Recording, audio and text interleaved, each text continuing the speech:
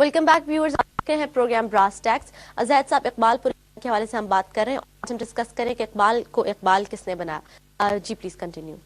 کچھ بات بتانا ہے کہ وہ اقبال کا تعلق حضور صلی اللہ علیہ وآلہ وسلم کے ساتھ تھا. وہ اتنا معمولی ہے کہ یہ سوائے ایک ولی کامل یا فقیر کسی اور کا نہیں ہو سکتا. یعنی ان کی تمام زندگی علامہ اقبال کی بات گواہ ہے کہ صلی اللہ علیہ وسلم کا اس میں مبارک بھی اقبال کے سامنے آتا تھا تو اقبال کی آنکھیں نرم ہو جاتی تھیں، اقبال کی آنکھوں سے آنسو جاری ہو جاتے تھے. جب اپنی شروع میں نوجوانی میں ہی جب اپنی تعلیم کے لیے یہ ہندوستان سے نکل کر یورپ جاتے تھے تو یمن کے پاس سے جب گزرے ہیں تو ساتھ سرزمین عرب نظر آئی ہے اور اقبال بے چین ہو گیا اس وقت. اور اتنا خوبصورت انہوں نے کلمات اس وقت کہے ہیں، خواہش کا اظہار کیا ہے، میرا وجود اس خاک میں مل جائے اور ہوا اس کے وجود کے پرزوں اڑاتی پھرے اس جگہ کہ جہاں پہ حضور صلی اللہ علیہ وسلم تشریف اور جہاں پر حضور آرام فرمائے. اقبال کی وہ غیر معمولی شاعری جو حضور کی شان نے فرمائی ہے. لیکن اس سے پہلے ہم یہ بتانا چاہیں گے اقبال کے اس راز کو کہ اقبال کس نے بنایا. ہم آپ سوال نہیں کر رہے ہیں، اس سے پہلے کئی بڑے بڑے ہمارے علماء اور دانشور یہ سوچتے رہ گئے کہ اقبال کو اقبال کس نے بنایا. لسان الاثر اکبر الہ آبادی نے اسی سوال کا جواب دیتے ہوئے کہا ہے، حضرت اقبال میں جو خوبیاں پیدا ہوئیں، ان کی نظریں جو ان کی طرف کی شیدا ہوئیں، حق آگاہی یہ خوشگوئی یہ ذوق معرفت، یہ طریق دوستی خودداری و تمکنت، اس کے شاہد ہیں کہ والدین ابرار تھے، با خدا تھے، اہل دل تھے، صاحب اسرار تھے. علامہ اقبال کی جو خصوصیات ہیں، خوبیاں ہیں، یہ ان کے رازدار یا والدین ہیں اور باقی تینوں افراد جن کا انہوں نے ذکر کیا ہے، با خدا، اہل صاحب اسرار، یہ لوگ کا تعلق اللہ کا والے درویش فقراء. اقبال کی تربیت انہی لوگوں نے اس کے اوپر ایک عالیشان عمارت، ایک عالیشان قلعہ اسلام کی حفاظت کے لیے تیار ہوا ہے. اس کے رازدار اہل دل تھے یا صاحب اسرار تھے. اقبال جن پر اسرار بندوں کا ذکر کرتے ہیں، ان کے کام میں کا ذکر کرتا ہے، ان پر اسرار بندوں نے خود اقبال کی تربیت اس طرح کی کہ اقبال خود ایک پر اسرار بن گئے تھے. اسی طرح علامہ اقبال نے جو حضور صلی اللہ علیہ وسلم کی شان میں خوبصورت نعتیں اور کلمات فرمائے، ہم صرف چار پڑھ نعتیں ہیں. وہ دانائے سبل ختم مولا کو غبار وہی اول وہی آخر وہی قرآن وہی فرقان وہی وہی طٰہٰ. حضور صلی اللہ علیہ وسلم سے ایک ایموشنل اٹیچمنٹ. یہاں تک کہ ایک مرتبہ ایک رئیس نے، سیٹ نے ان کو بتایا کہ مقدمے کے سلسلے میں مشورہ کیا. تو علامہ اقبال جب اس پہ پہنچے تو اس قدر خوبصورت شاہوں کی سجا کمرہ تھا جس میں کو جگہ دی گئی.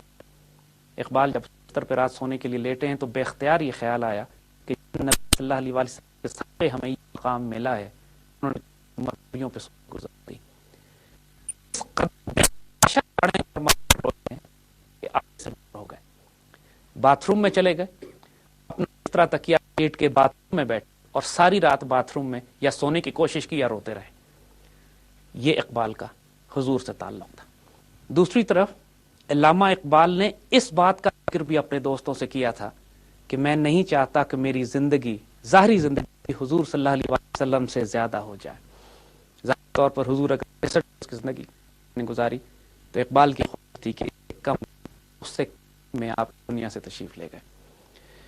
یہ بات بھی کہ قدر عشق رسول صلی اللہ علیہ وآلہ وسلم اقبال کے وجود میں اثرات ہو چکا تھا کہ جو دو مجاہد کہ جنہوں نے حضور صلی اللہ علیہ وسلم کی شان گستاخی کرنے والے کو جہنم رسید کیا تھا، غازی عبدالقیوم اور غازی علم دین شہید، اقبال نے ان کی شان میں اپنی شاعری میں کلمات کہے ہیں. اپنی لوگ جب پہنچے کہ ان دونوں سے کہ انہوں نے کسی طرح ان کو راضی کر لیں کہ یہ اپنے جرم سے انکار کر دیں، تو اقبال نے بلکہ ان لوگوں کو منع کیا کہ وہ شہادت چاہتے ہیں، شہادت حاصل کرنا چاہتے ہیں، ان کو مجبور کر رہے ہو کہ وہ جھوٹ بول کے اپنی جان بچا لیں. بلکہ یہ تک انہوں نے کہا پنجابی میں کہ لوہارا بازی گیا تو ایسی گلاں کرتے رہ گئے، یعنی لوہاروں کے بچے جو ہیں، لاہوروں کا بیٹا بازی لے گئے اور ہم باتیں کرتے رہ گئے. غازی علم دین شہید نے ان منحوسوں کو جہنم رسید کیا تھا جنہوں نے حضور کی شان گستاخیاں کی تھی. اقبال نے غازی شہید اور بلکہ ایک پر لوگ کر اقبال کو غازی کی اقبال نے ہمیشہ ان کو عزت کے نگاہ سے جائز کیا، تعریف کی، شاعری میں اس کا ذکر کیا، اور ایسے عشق رسول کی مینیفیسٹیشن کے وجود میں کہ صرف ظاہری عشق نہیں ہے، جو حضور کی شان میں گستاخی کرے گا اس کو اڑانے کے لیے اقبال تیار ہے، اور اقبال نے کو ہمیشہ کے لیے امر کر دیا اپنی شان میں۔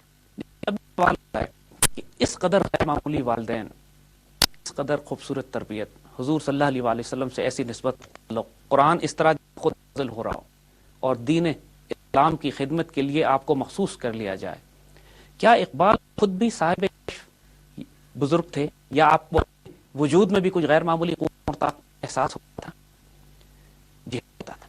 اقبال نے اس کو اکنالج کیا کئی دفعہ اپنے دوستوں سے، حتیٰ کہ اپنے والد سے ایک مرتبہ ذکر کرتے ہوئے کہتے ہیں کہ مجھے اپنے وجود میں ایسی غیر معمولی قوتوں کا احساس ہوتا ہے کہ اگر میں اپنے بشری کمزوریوں کی طرف نہ دیکھوں، چونکہ میری بشری کمزوریاں بہت ساری ہیں، میں اپنی بشری کمزوریوں کو دیکھتا ہوں تو مجھے احساس ہوتا ہے کہ میں بندہ بشر ہوں جس پر اللہ نے کرم اور فضل کیا ہوا ہے، مجھے اپنے بارے میں کوئی غلط فہمی نہیں ہوتی۔ اس بات کی اور کہتے ہیں کہ اچھا ہے کہ تم کو کمزوریوں کا بھی احساس ہے، اگر انسان کو اپنی کمزوریوں اور غلطیوں کا احساس رہے تو اس کا دل خراب ہونے سے دیر نہیں لگتی۔ اقبال پر مشن اور جو ڈیوٹی دے دی گئی تھی اس کی آمد ہوتی تھی، تو نزول ہوتا تھا۔ ایک طبع ایک عیسائی پروفیسر لیوکس نے سوال کیا کہ آپ اتنے پڑھے لکھے آدمی ہیں، کیا آپ یہ کرتے ہیں کہ حضور صلی اللہ علیہ وسلم پر وحی نازل ہوتی؟ تو علامہ اقبال نے فرمایا کہ حضور پر وحی نازل ہوتی ہے، مجھ پہ تو شعر نازل ہوتے ہیں۔ جب یہ کیفیت مجھ پہ ہوتی ہے، جب میں ان کیفیات سے گزرتا ہوں تو مجھے یہ ماننے میں کوئی اعتراض نہیں، میرے آقا صلی اللہ علیہ وسلم پر عامی طور پر اللہ کی طرف قرآن پاک وحی کی صورت میں نازل ہوا تھا۔ اور اقبال نے اس کو ثابت کرنے کے لیے کھڑے کھڑے جانے کتنے شعر بیان کیے کہ جو نہ انگریز پروفیسر ہو گئے۔ اقبال خود اپنے کئی مرتبہ ایسی باتیں کرتے ہیں اس سے اشارہ ہوتا ہے کہ اندر معمولی قوتیں کار فرما تھیں۔ لوگوں نے جب یہ کہا کہ آپ بڑی اچھی بات کرتے ہیں تو کہنے لگے کہ لبے اقبال ہے، جانے کس کی ہے صد، پیغام میں پہنچا بھی گئی تڑپا بھی۔ اور دوسری طرف ایک مرتبہ بچے آئے ان کے پاس ملنے کے لیے، اپنی دھوتی اور اپنی بیان میں اپنے گھر کے باہر بیٹھے ہوئے تھے اور بڑے ہوقا کے، تو اس بچے نے جب کہا کہ میں ڈاکٹر اقبال ملنے آیا ہوں، تو بڑے پیار سے کہتے ہیں اس کو کہ جب ڈاکٹر اقبال تمہیں ملے تو اس کو میرا سلام کہہ دینا، میں بھی ڈھونڈ رہا ہوں اسے۔ اور پھر ایک شعر یہ ان کا اپنا ہے کہ اقبال بھی اقبال سے آگا نہیں ہے، اس میں تمسخر نہیں ول نہیں ہے۔ یہ باتیں صاحب دل صاحب راز لوگ جانتے ہیں کہ ایک وجود میں کئی ڈائمنشنز کس طرح پیدا ہوتے ہیں۔ ہم اپنی گفتگو آگے جاری رکھیں گے، لیکن چاہتا ہے ایک چھوٹی بریک کا